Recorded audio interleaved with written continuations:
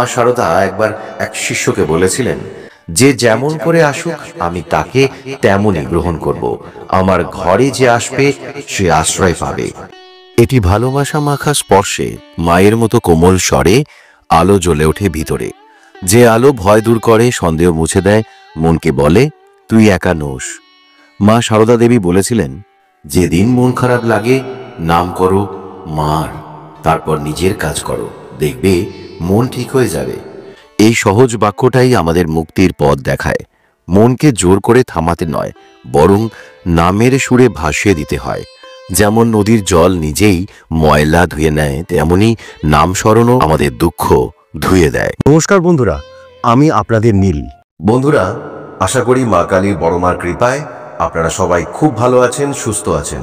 মন যখন অন্ধকারে ডুবে যায় তখন ঈশ্বর কিভাবে আমাদের পাশে থাকেন, এখানে ঠাকুরের সেই বিখ্যাত উপমা আসবে। যেমন মা সন্তানকে কোলে নেয় অন্ধকারে, তেমনি ঈশ্বরও নেন আমাদের। কখনো কখনো জীবন এমন অন্ধকারে ঢেকে যায় যেখানে আলো খুঁজলেও মেলে না। মন তখন বলে সব শেষ, বিশ্বাস তখন কেঁপে ওঠে। কিন্তু ঠিক তখনই নিঃশব্দে অদৃশ্যভাবে ঈশ্বর আমাদের পাশে দাঁড়িয়ে থাকেন। যেভাবে মা রাতে শিশুর পাশে বসে থাকে, যদিও সে ঘুমিয়ে থাকে অজানায়। ঠাকুর শ্রী রামকৃষ্ণদেব একদিন বলেছিলেন, তুই ভাবিস না মা তোকে ছেড়ে গেছে। যে সন্তান আঁকড়ে ধরে থাকে, মা তার হাত কখনো ছাড়েন না। এই কথাটা শুধু উপদেশ নয়, এটা এক জীবন্ত সত্য। আমরা যখন ভাবি সব শেষ, তখনই ঈশ্বর আমাদের কাঁধে হাত রাখেন আর বলেন, আমি আছি তো।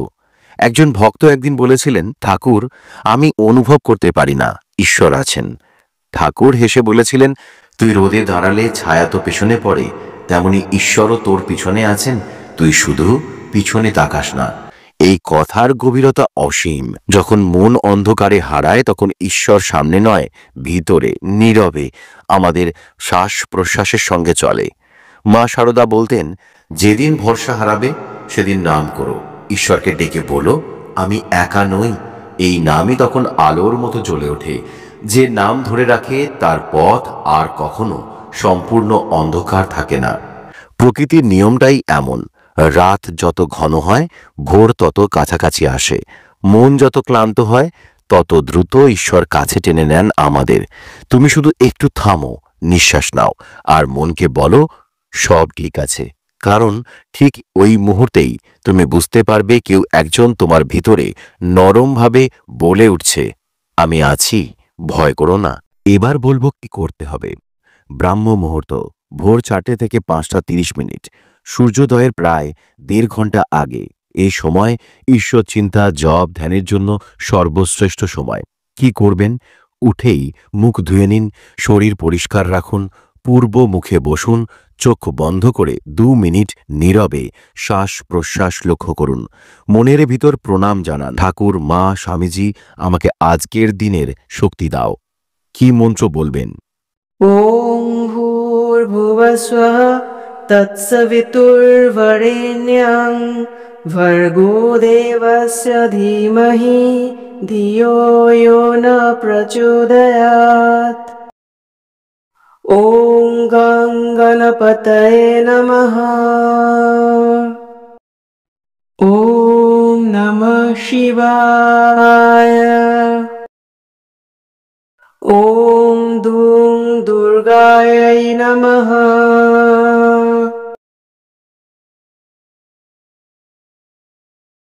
ॐ नमो नारायणाय।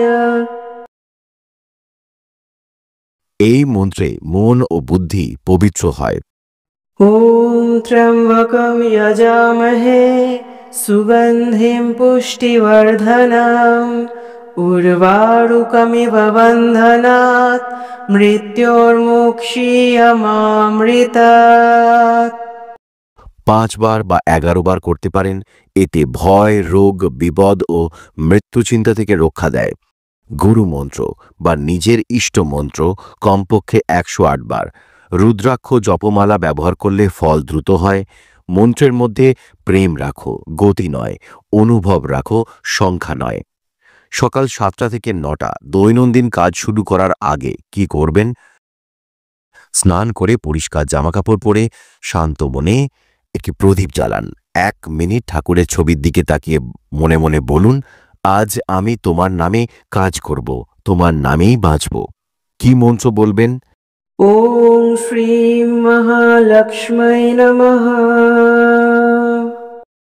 এতে সমৃদ্ধি, স্থিতিশীলতা এবং শান্তি আসবে। ॐ गं गणपतये नमः। এতে দৈনন্দিন বাধা ও মানসিক বিভ্রান্তি দূর হবে। এরপর দুপুরে 1টা থেকে 2টো মন ক্লান্ত হলে 2 মিনিট চোখ বন্ধ করে বলুন, ঠাকুর আমাকে শান্তি দাও, এই মুহূর্তে আমি তোমার হাতে। 3 বার বলবেন, ওং শান্তি শান্তি শান্তি, জপ করবেন। এরপর সন্ধে 6টা থেকে 7টা কি করবেন? প্রদীপ জ্বালান, ঘণ্টা বাজান, মনোযোগ কেন্দ্রীভূত করুন। ঠাকুর, মা, স্বামীজির ছবি বা নিজের ইষ্ট দেবতার সামনে বসুন। মন্ত্র বলবেন, ॐ नमः शिवाय।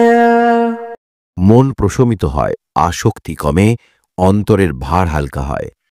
ॐ দুং দুর্গাयै নমঃ। দুর্বলতা, ভয় ও বিপদ থেকে রক্ষা দেয়। শেষে বলবেন, ঠাকুর আজ যা করেছি সব তোমার নামে, যদি ভুল করি ক্ষমা করো। রাত 10টা থেকে 10:30টার মধ্যে কি করবেন? দিনের অভিজ্ঞতা মনে করে প্রার্থনা করুন, আজ আমি যা শিখেছি, যা পেয়েছি, সব তোমার আশীর্বাদ। 3 বার বলবেন, ওং শান্তি শান্তি শান্তি। এরপর মন্ত্র বলবেন, ॐ नमो नारायणाय। গভীর নিদ্রা শান্ত মন ঈশ্বর সংযোগ এনে দেয়। প্রতিদিনে ছোট্ট কিছু নিয়ম। 1. জপের আগে মন্ত্র উচ্চারণের উদ্দেশ্য মনে করবেন, ভক্তি, শান্তি, জ্ঞান বা শক্তি। 2. জপের সময় চোখ বন্ধ করে শ্বাসের সঙ্গে তাল রেখে মন্ত্র বলবেন। 3. জপ শেষে 2 হাত জোর করে বলবেন, সব তোমার করুণা। 4. অবশ্যই একাগ্রতার চেয়ে ভক্তি বড়। মনোসংযোগের জন্য 108 বার জপ করতে পারেন যে কোনো সময়ে। ওম। ভয় দূর করার জন্য 21 বার জপ করতে পারেন সন্ধ্যাবেলায়। ওং নমঃ শিবায়। শান্তির জন্য 3 বার জপ করবেন সকালে ও রাতে। ওং শান্তি শান্তি শান্তি। অর্থ ও প্রাচুর্যের জন্য সকালবেলা জপ করবেন 11 বার। ওং শ্রীং মহালক্ষ্মী নমঃ। আত্মশুদ্ধির জন্য 21 বার জপ করবেন ভোরবেলায় গায়ত্রী মন্ত্র। রক্ষা ও সুস্বাস্থ্যের জন্য 11 বার জপ করবেন ব্রাহ্ম মুহূর্তে মহামৃত্যুঞ্জয় মন্ত্র। যখন মন শান্ত হয় তখন কিভাবে ঈশ্বরের উপস্থিতি অনুভব করা যায়? একটা সময় আসে যখন মন ক্লান্ত হয়ে যায় লড়তে লড়তে। সব ব্যস্ততা, সব ভয়, সব কথা একে একে থেমে যায়, আর সেই নীরব মুহূর্তেই ঈশ্বর ধীরে ধীরে প্রবেশ করেন ভিতরে। ঠাকুর শ্রী রামকৃষ্ণদেব বলতেন, যখন হ্রদের জল স্থির থাকে তখনই তাতে চাঁদের প্রতিফলন দেখা যায়। তেমনি মন যখন স্থির হয় তখনই ঈশ্বরের প্রতিচ্ছবি স্পষ্ট দেখা যায় ভিতরে। তুমি যত ভাবনা ত্যাগ করো ততই তোমার ভিতরে স্থান তৈরি হয় আলোর জন্য। মা সারদা বলতেন, মনকে স্থির করো, স্থির মনেই ঈশ্বর থাকেন, অস্থির মনে নয়। এই বাক্য শুধু সাধনার নয়, এটা জীবনের বাস্তব সত্য। কারণ শান্ত মনই সবচেয়ে বড় শক্তি। যে মন নিজের ভিতরে শান্তি খুঁজে পায় সে বাইরের ঝড়কেও হাসি মুখে সামলাতে পারে। যখন আমাদের মস্তিষ্কের তরঙ্গ ধীর হয় তখন সচেতনতার স্তর গভীর হয়। আমরা তখন বেশি প্রেজেন্ট থাকি, আর ঠিক তখনই ঐশ্বরীয় উপস্থিতি অনুভব করা যায়। তখন বোঝা যায় ঈশ্বর দূরে নন, তিনি আমাদের মধ্যেই আছেন, আমাদের নিঃশ্বাসের মধ্যে, চিন্তার মধ্যে, ভালোবাসার মধ্যে। যখন মন শান্ত হয় তখন চারপাশের শব্দ বদলে যায়। বাতাসও কথা বলে, পাখির ডাকও প্রার্থনা হয়ে ওঠে। তুমি বুঝতে পারো ঈশ্বর কোনো মূর্তিতে বা আকাশে নেই, তিনি এই মুহূর্তের মধ্যেই আছেন, যেখানে তুমি আছো, যেখানে তোমার হৃদয় আছে। তাই প্রিয় বন্ধুরা, যখন জীবন খুব অস্থির হয়ে যায় তখন বাইরে উত্তর খোঁজো না, চুপ করে বসো, চোখ বন্ধ করো, নিজের নিঃশ্বাসটাকে শোনো। দেখবে এক শান্ত কণ্ঠ ভিতর থেকে বলছে, আমি আছি। ওই কণ্ঠই ঈশ্বর, ওই শান্তি তোমার সত্য রূপ। যখন তুমি ঈশ্বরকে অনুভব করো, জীবনে কিভাবে পরিবর্তন আসে। ঈশ্বর কেবল পূজার ঘরে নন, তিনি আমাদের প্রতিটি কাজে, প্রতিটি ভালোবাসায়, প্রতিটি ক্ষমায় উপস্থিত। যখন মন ঈশ্বরকে অনুভব করে তখন জীবন আর আগের মতো থাকে না, সব কিছু বদলে যায়। কিন্তু এই পরিবর্তন হয় নিঃশব্দে, যেন সকালের শিশিরে সূর্যের আলো পড়ে ধীরে ধীরে গলে যায় অন্ধকার। ঠাকুর শ্রী রামকৃষ্ণদেব বলতেন, যে একবার ঈশ্বরকে অনুভব করেছে সে আর কাউকে ঘৃণা করতে পারে না, কারণ তখন সে বুঝে যায় সব প্রাণীর মধ্যেই একই চেতনা, একই ঈশ্বর বিরাজমান। তখন ভালোবাসা হয়ে ওঠে প্রার্থনা, আর প্রার্থনা হয়ে ওঠে ভালোবাসা। মা শারদা বলেছিলেন, সন্তান ঈশ্বরকে ভালোবাসলে মানুষকে ভালোবাসতেই হয়। এই কথার গভীর অর্থ হল, যখন ঈশ্বরকে অনুভব করো তখন বিচার করার মন হারিয়ে যায়। তুমি আর কাউকে ছোট বা বড় ভেবো না, সবাই হয়ে ওঠে নিজের মতো প্রিয়। যখন ঈশ্বরের উপস্থিতি অনুভব করো তখন ভয় ধীরে ধীরে হারিয়ে যায়, অহংকার গলে যায়, অশান্তি নরম হয়ে আসে, আর ভিতরে এক নীরব হাসি ফুটে ওঠে। তখন বুঝতে পারো, বাইরের জগৎ যতই বদলাক, তোমার ভিতরের আলো কখনোই নেভে না। মা কালীর কৃপায় সবাই খুব ভালো থাকুন, সুস্থ থাকুন। নমস্কার।